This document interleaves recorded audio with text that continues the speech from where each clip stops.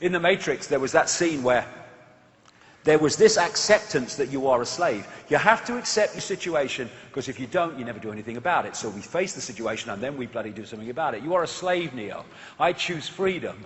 And then you have the transformation, which obviously can be challenging sometimes. It was for me. I had mine in the public eye. But the benefits of awakening to the greater self are just fantastic. Know thyself. Don't look in the mirror and say, that's me. That's an expression of your experience. Stop looking in a microscope and seeing me. Because you are all that is, has been, and ever can be, having an experience. You're not your mirror. You're not your body. And redefining self is greatly part of the awakening. Instead of saying, I am this person and that's me, it is, I am infinite awareness having an experience of that person. Redefining self. No more little me. No more I can't. No more I could never. No more the best things happen to other people. We create our reality by our sense of reality. Change that, we change how it manifests.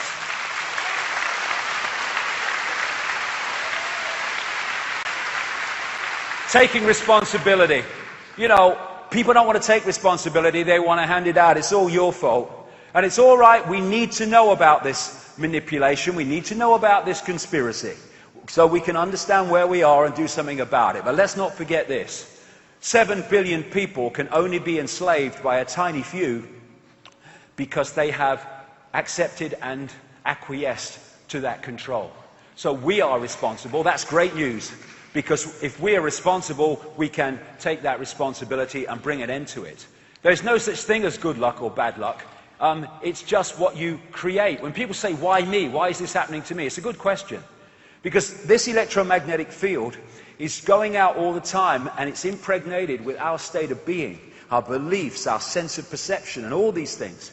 And it's locking into other magnetic fields that sync with what we're putting out, and we pull in expressions of this. And often, you know, we pull in, over a period of time, the same kind of people. Oh, not someone else like that. Well, what's the common theme? It's not all those people, it's you, mate. Why is it happening? And if we take responsibility and say, what is it about me that's pulling in these things? And that perception of what it is will change it immediately, that acknowledgement of what it is. Suddenly those people don't come into your life anymore, those pains in the arse and people that are giving you a bad time. Other people come in, because suddenly what you're putting out changes what you're syncing with and drawing in. People, places, ways of life, opportunities or lack of them change also. Because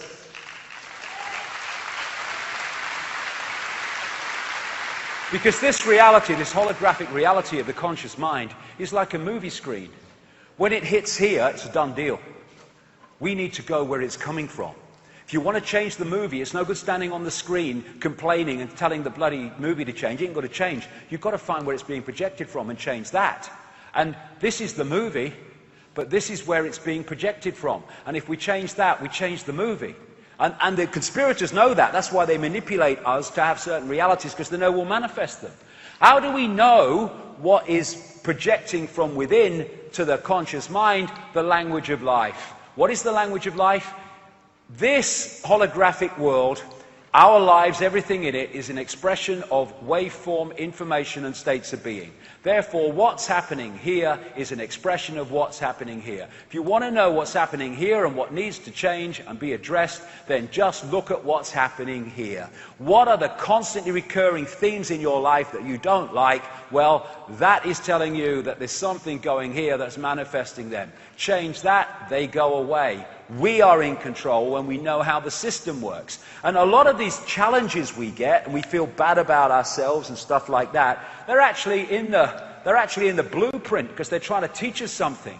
Someone said, out of suffering have emerged the strongest of souls. Most massive characters are seared with scars. There's nothing like experience of this world to understand this world, I tell you. Why me? Well, that's ask yourself. It's your choice. As the oracle said in the Matrix, when Neo said about choice, she said, you've already made the choice. Now you have to understand it.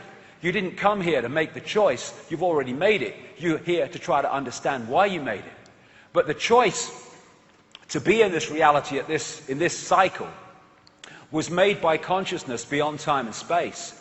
That which is within time and space is trying to understand it. That's why it finds it so difficult. Why us? Why are we in human form and in this part of the cycle with it all going on? Same thing. You've already made the choice. You've got to understand why you made the choice. But that made the choice. This is trying to understand the choice. And the more this opens to that, the more you understand why you made the choice. And I would suggest that vast numbers of us made the choice because we're here to break the spell. We're here to break the spell.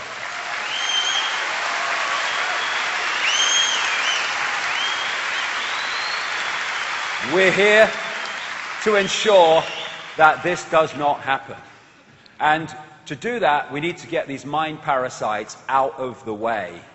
Get them out of our awareness. How do we do that? Well, let's look at what the mind parasites want us to do and the states of mind and emotion they want us to go in, and we go into the other states of being rather than those they want us to go into. By doing that, we are disconnecting from the mind parasites because we are expressing what they don't want to express. Thus, we are not in the frequency range that they want to pull us into. And we come back to this, the Native American story of the wolves. What they want is to pull us into states of anger, envy, sorrow, regret, greed, arrogance, and all this stuff. And they don't want us to come into peace, love, hope, serenity, humility, kindness, and all this stuff, empathy. Thus, if we make sure and take control to come into those states, then we are disconnecting from the mind parasites, and they lose their power over our perceptions and our responses. And in short, we do what we know to be right in the moment and fair in the moment, and not always do things on the basis of what we think is right for us. Martin Luther King, cowardice asked the question, is it safe? Expediency asked the question, is it politic? Vanity asked the question, is it popular? But conscience asked the question, is it right? And there comes a time when one must take a position that is neither safe nor politic nor popular, but one must take it because it is right. And that is where we are. And as I've been talking about, the best part of 20 odd years now, my first book on these subjects was called Truth Vibrations, and it was after the fact that I understood at that time that there was a vibrational change coming. In other words, an informational change coming that was going to wake people up from the slumber, individually and collectively. There was no sign of it at the time. My goodness me, look at it now. There's a shift, and it's waking people up. Truth vibrations. This whole stuff about 2012 and the mind thing, I never bought that, because what I've been saying for years is the greatest thing about 2012 is it's not 2011, but it's not 2013 either. This truth vibration, information, vibrational change is getting more and more powerful, and thus every year will be having a greater effect on more and more people as they wake up to remember who they are beyond time and space. The energetic environment is changing, and we have the choice. One of the things, by the way, that I was told about these truth vibrations is they were going to bring to the surface all that was hidden so we could see what we couldn't see before. My goodness me, what do we know now we didn't know 20 odd years ago? What we didn't know 5 years ago, 2 years ago. Behind the wizard curtain, it's happening, it's happening. And they knew this timeline was coming, and that's why, and this change was coming, that's why it's now, no coincidence, that the great police state is being thrown at us. It's to hold on to the power they have. They have to up the ante, because the awakened people are a much bigger challenge than the asleep people they could manipulate, with a cup of tea earlier. But despite what is happening, despite the police state and all the rest of it, often because of it, because people see that the world ain't what they thought it was, people are waking up and remembering who they are, looking over the wall. I love that line, the beginning is near, the beginning is here. Responsibility. I take responsibility for everything that's here, realizing only then can I change it, because I'm then changing me. And that's in the inner and the outer. You cannot just change yourself in the inner and expect the outer will change automatically. It has to be with your actual participation in everything that is in this reality. Have fun. It is quite a journey.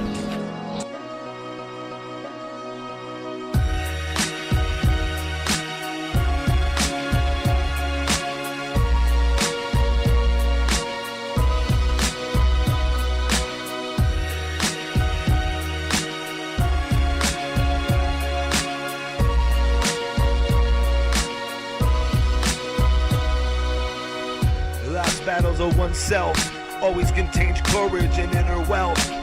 Go in the mirror, count the times you cry. Look into the friend's eyes and say goodbye.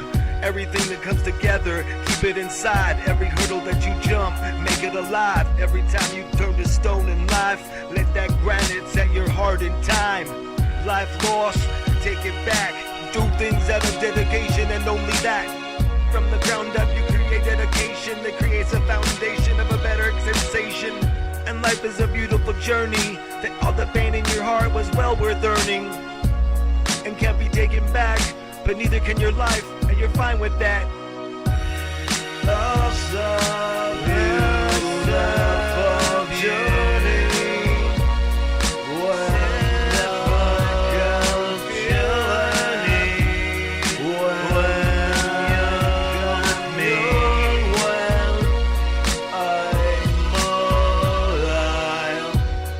Emptiness coats your heart like 24 karat gold from the start.